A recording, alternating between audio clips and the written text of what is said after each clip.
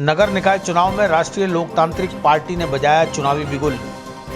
अजमेर नगर निगम सहित जिले के सभी निकाय चुनाव में वार्ड स्तर पर उतारेंगे प्रत्याशी।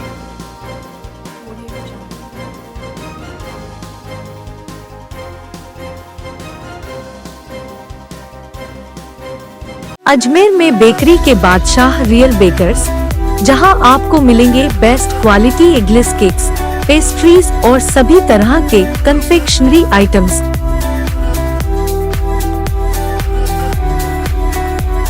You tried the rest, now try the best. Real Bakers, near Collectors Residence Bank Colony चौराहा पुलिस लाइन अजमेर और नियर कनक श्री गार्डन जवाहर नगर अजमेर। राजस्थान में हाल ही में हुए पंचायत राज चुनाव में तीसरे फ्रंट के रूप में उभर कर आई राष्ट्रीय लोकतांत्रिक पार्टी ग्रामीण क्षेत्रों से अब शहरी क्षेत्रों की ओर कूच कर रही है। पार्टी के अजमेर जिला अध्यक्ष धर्मेंद्र सिंह रावत ने पत्रकार वार्ता कर बताया कि राष्ट्रीय लोकतांत्रिक पार्टी अभी क्षेत्र विशेष की पार्टी नहीं रहकर संपूर्ण राजस्थान में अपना परचम फहरा रही है। पार्टी अब पंचायत चुनाव के बाद अजमेर नगर निगम सहित जिले के सभी नगर निकायों में अपने प्रत्याशी उतारने जा रही है। पार्टी जिलाध्यक्ष ने बताया कि जिस प्रकार लोकतंत्र की धज्जियां उड़ाकर कांग्रेस और भाजपा दोनों पार्टियां आम जन के साथ विश्वासघात कर रही हैं। आम जनता ने लॉकडाउन में जो समस्या झेली है, ना तो कांग्रेस और ना ही बीजेपी दोनों ही दलों ने किसी भी गरीब एसआई की कोई सहायता नहीं की और उल्टा गरीबों के नाम पर राजनीति कर करोड़ों का घोटाला कोविड-19 कोरोना वायरस के नाम पर किया जा रहा है।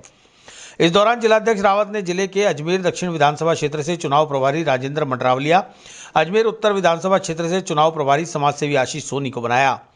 दक्षिण विधानसभा चुनाव प्रभारी एडवोकेट राजेंद्र मंडरावलिया ने कहा कि अजमेर दक्षिण विधानसभा क्षेत्र की समस्याओं के समाधान के लिए पार्टी निरंतर कार्य कर रही है। आगामी निकाय चुनाव में पार्टी प्रत्येक वार्ड स्तर पर प्रत्याशी उतारने जा रही है और निश्चित रूप से पार्टी जीत भी हासिल करेगी। उत्तर विधानसभा प्रभारी आशीष सोनी ने बताया कि उत्तर विधानसभा क्षेत्र में आमजन कांग्रेस और बीजेपी के शासन से खासे परेशान हो गए हैं। इस परेशानी का समाधान बनकर राष्ट्रीय लोकतांत्रिक पार्टी अब अजमेर नगर निगम चुनाव में सभी वार्ड स्तर पर अपने प्रत्याशी उतारने जा रही है और सफलता हासिल करेगी। इस दौरान जिला अध्यक्ष रावत ने जिले की समस्याओं को मीडिया के सामने रखा, जिसमें मुख्यतः अजमेर में टाटा पावर की मनमानी और ब्याज माफिया बजाज फाइनेंस की मनमानी, ई रिक्शा स्टैंड को लेकर शहर में बनी हुई गंभीर समस्या, संभाग के सबसे बड़े अस्पताल जेएलएन में फैली अव्यवस्था और गंदगी, हृदय रोग विभाग में एंजियोग्राफी सीटी स्कैन मशीनों के अभाव में मरीजों के जयपुर तक जाने जैसी समस्याओं को मीडिया के सामने रखा गया।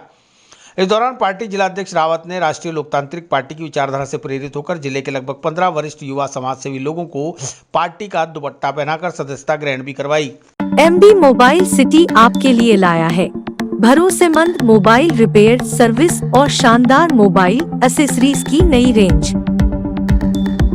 तो नए मोबाइल फोन खरीदने से पहले आइए एमबी मोबाइल सिटी पर, जहां हम आपके पुराने फोन को तैयार करके बना सकते हैं बिल्कुल नया।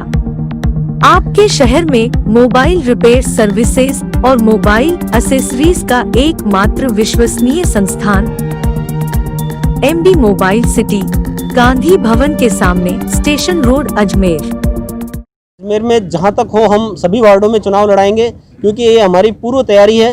पहले हमारे पास समय नहीं था। जो हमारे पंचायत समिति के ग्रामीण लेवल के जो चुनाव हुए थे उसमें हमें मात्र 5-7 दिन का समय मिला था, फिर भी हमने 25-26 जगह चुनाव लड़ाए। अजमेर में आरएलपी ने खाता भी खोला और 25,000 वोट लेकर हम अभी आए हैं ग्रामीण क्षेत्र के अंदर। और आने वाले जो 5 साल के चुनाव में कहीं ना कहीं हर जगह आरएलपी बहुत मजबूत स्थिति में रहेगी और हर जगह अपना चुनाव भी लड़ाएगी, बड़ा दमखम दिखाएगी। और आज मैं आपके सामने एक घोषणा भी करना चाहता हूं कि हमारे जो आने वाले चुनाव हैं उसमें उत्तर और दक्षिण एरिया के लिए हमने अजमेर की जिला कमेटी, चुनाव कमेटी बनाने की घोषणा भी हम करेंगे जल्दी। पर आज हम प्रभारियों की घोषणा कर रहे हैं। उसको लेकर मैं हमारे जो एक पार्टी के समर्पित और समाजसेवी व्यक्ति श्रीमान आशीष जी सोनी को मैं उत्तर विधानसभा की जिम्मेदारी दूंगा। जो यहाँ पर जितने भी क्षेत्र हैं वहाँ पर ये टिकट लेने वाले या टिकट के इच्छुक व्यक्ति इनसे आके संपर्क करेंगे और वहाँ का उनका निजी लेवल और ज़मीनी लेवल देखकर हम उनको टिकट देंगे, जिससे ये अच्छा चुनाव लड़ा सके, अच्छा परिणाम आए। उसी प्रकार दक्षिण क्षेत्र के लिए जो पहले बीजेपी के प्रदेश कार्य समिति के सदस्य रहे थे राजेंद्र जी मंडरावलिया और पिसांगण के पंचायत समिति सदस्य भी रहे थे, उन्होंने कुछ ही दिनों पहले आरएलपी पार्टी से प्रभावित होकर आरएलपी पार्टी को ज्वाइन किया था। आदरणीय हनुमान बेनीवाल जी ने इनको पार्टी ज्वाइन कराई थी। वो दक्षिण विधानसभा के चुनाव प्रभारी होंगे जी। और कुछ यहाँ के एक मुद्दे, मैं आपको लोकल मुद्दे भी है जो हम उठाने वाले हैं एक काफी। क्षेत्र को लेकर जो हमारी एक विशेष प्रक्रिया है कि हम यहाँ अजमेर में क्यों एंट्री मार रहे हैं। कहीं ना कहीं लोगों की आत्मा का जो दुख है उनको हम समझने की कोशिश की। हमने लोगों से बातचीत की और उन्होंने कहा कि यहाँ बीजेपी कांग्रेस का जो मिलाजुली का खेल है इसको कहीं ना कहीं ख़त्म करने की कोशिश आप लोग करें, और यदि आप हमारे सामने विकल्प बन के आते तो हम उनके आपके साथ खड़े होते। तो इसी विषय में मैं आपको कुछ बताना चाहता हूँ कि जो यहाँ पर टाटा पावर है, टाटा पावर की मनमानी से लोग इतने दुखी हैं कि व्यक्ति यदि एक दिन बिल नहीं भर पाए तो उसका बिजली का कनेक्शन काट दिया जाता है। इतनी भारी भरकम उनके ऊपर पेनल्टी दी जाती है और कहीं ना कहीं एक तरह से उनके साथ में बहुत बड़ा अन्याय हो रहा है जिसको प्रशासन अनदेखा कर रहा है। इसकी जवाब देने के लिए भी ये आरएलपी बड़े मजबूती से उन लोगों को जवाब देगी, चाहे हमें ज़मीन पर बैठना पड़े, उनके लिए लड़ाई लड़नी पड़े, वो भी हम लड़ेंगे। इसी प्रकार जो दूसरा मुद्दा यहाँ पर एक बहुत बड़ा है कि कहीं ना कहीं जो ये लॉकडाउन की स्थिति से लोगों की आर्थिक स्थिति खराब हुई थी, तो जो लोग कहीं छोटा मोटा किसी के फाइनेंस होता है, कुछ भी होता है, जैसे एक बजाज फाइनेंस है, बजाज फाइनेंस की इतनी मनमानी है कि पिछले कुछ दिनों से यहाँ पर 4-5 लोगों ने आत्महत्या कर ली, फांसी लगा ली, परंतु फिर भी शासन प्रशासन मौन है। और ब्याजखोरों का बहुत बड़ा मैटर है ये। हमारे आशीष जी सोनी आपको थोड़ा इस विषय में बताएंगे कि किस प्रकार से वो लोग मनमानी कर रहे हैं। थोड़ा बिल्कुल, जैसे लेकर जाऊँगा, जिन्होंने हनुमान बेनीवाल जी और हमारे जिला अध्यक्ष को तहे दिल से धन्यवाद देना चाहेंगे जिन्होंने इस योग्य समझा मेरे को, तो आरएलपी पार्टी का तहे दिल से धन्यवाद। दूसरी चीज़, हम अजमेर में पहला मुद्दा उठाएंगे बजाज फाइनेंस के खिलाफ। लॉकडाउन के समय जब एक तरफ आर्थिक स्थिति थी, वहाँ लोग गरीब वर्ग के परिवार जो मजबूरन में फाइनेंस लेते हैं, लोन वगैरह लेके अकाउंट में 1500 रुपये की किस्त कटती है, अकाउंट में 2000 का बैलेंस है। आप 2000 बैलेंस नहीं काटते हुए बजाज फाइनेंस वाले प्रतिदिन 200-280 रुपये 2-3 बार कट कर रहे हैं।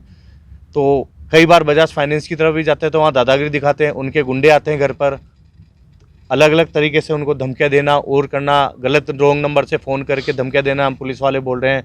दूसरी चीज़, अजमेर में ब्याजखोरी जो लीगली नहीं है, 20-30% फाइल पर लोगों को, गरीबों को पैसे दे रहे हैं, जो अभी इस महीने में या 2-3 महीने में कम से कम 4-5 आदमी ने सुसाइड भी कर लिया। 10,000 की फाइल लेते हैं, एक दिन पैसा नहीं दे तो डबल ब्याज लगता है। लोग बाग अगर 100 रुपये दिन में घर में कमाने को लेके जाएगा और वो 100 रुपये उस गरीब को देगा तो घर में खाएगा क्या। तो ब्याजखोरी के खिलाफ हम आवाज़ उठाने वाले हैं। तीसरा मुद्दा, टाटा पावर। लॉकडाउन के समय एक तरफ सरकार हर जगह राहत देने की बात कर रही थी, दूसरी टाटा पावर ने जो कोई गरीब वर्ग का, पिछड़ा वर्ग का परिवार जो लाइट बिल नहीं कर पाया उसको अंधेरे में सुला दिया। कई ऐसे मुद्दे हैं जो आने वाले टाइम में उठाएंगे। चौथा मुद्दा हमारा एक है ई रिक्शा का। अजमेर में जो पॉल्यूशन मुक्त ई रिक्शा होता है उसका अजमेर, एक तरफ अजमेर को कह रहे हैं स्मार्ट सिटी अजमेर बन रही है, तो स्मार्ट सिटी में ई रिक्शा को अभी तक कोई भी अस्थायी रूप से जगह नहीं दी गई है। तो हमारे ई रिक्शा भाइयों के लिए भी है। कई ऐसे और मुद्दे हैं जो हम आने वाले टाइम में काफ़ी जल्दी उठाएंगे।